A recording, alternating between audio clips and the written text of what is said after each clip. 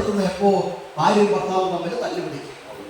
അയാൾ പോയി കഴിയുമ്പോൾ അപ്പോഴേ നീ എന്തോ പറയുന്നുണ്ടായിരുന്നല്ലോ, ചേട്ടൻ എന്തോ പറയുന്നുണ്ടായിരുന്നല്ലോ, അല്ലെങ്കിൽ പോട്ടെ സാറില്ല, ആ വിരുന്നുകാരൻ വന്നാറുണ്ട്, അല്ലെങ്കിൽ വഴി ചോദിക്കാനായിട്ട് വൈകാരം വന്നാറുണ്ട്, തൽക്കാലം നമ്മൾ അവിടേക്കവിടെ നിൽക്കുകയാണ്. ഇതൊക്കെ തന്നെയല്ലേ ഓരോ കുടുംബത്തിലും. പക്ഷേ സ്നേഹമുള്ള ഇതൊക്കെ ഉണ്ടാവില്ല എന്ന് ഞാൻ പറയുന്നില്ല, ഉണ്ടാവും.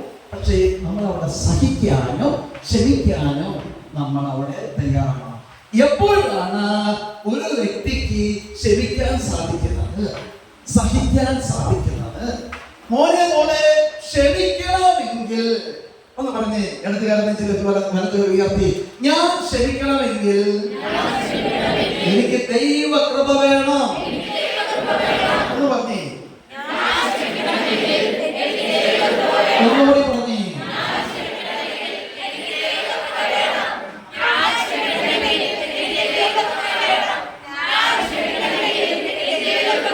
കൃപയില്ലാതെ ആർക്കും ക്ഷമിക്കാനായിട്ട് സാധിക്കില്ല. Hallelujah, hallelujah.